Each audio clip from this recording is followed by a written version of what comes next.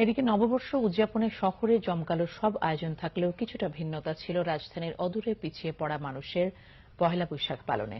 অনেকটা গ্রামীণ আবহেই দিনটি পালন করেছেন তারা। নববর্ষের আনন্দ অনেকের মন নাড়িয়ে দিলেও খেটে খাওয়া মানুষের দিনটি কেটেছে অন্য সব দিনের মতোই। বাংলা নববর্ষের প্রথম দিন পহেলা বৈশাখ উদযাপনে আয়োজনের কোনো কমতি নেই রাজধানী ঢাকায়।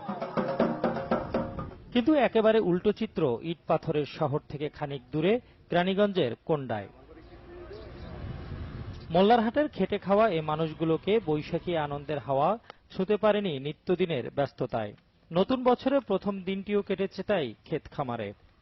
আমরা ভাই গরিব মানুষ, পোলা বানলে কি আনন্দ করবো, এখন প্রথমে কৃষি কাজ করি, কোন দিক যাওয়ার মতো নিয়ে নেই, আমি টুকটাক পোলা বানলে এ বাড়িতে যাই।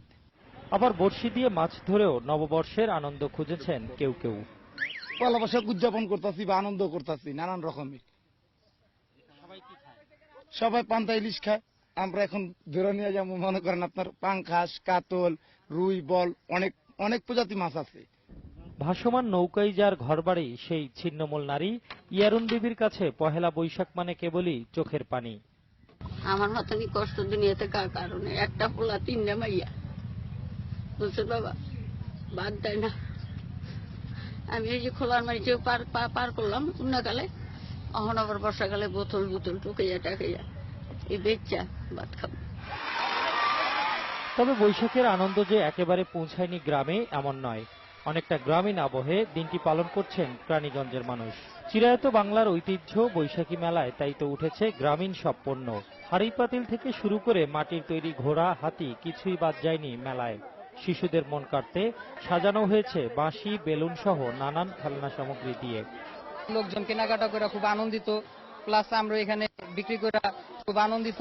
খুব মিষ্টি, আরো কিছু কিনবো আর কি।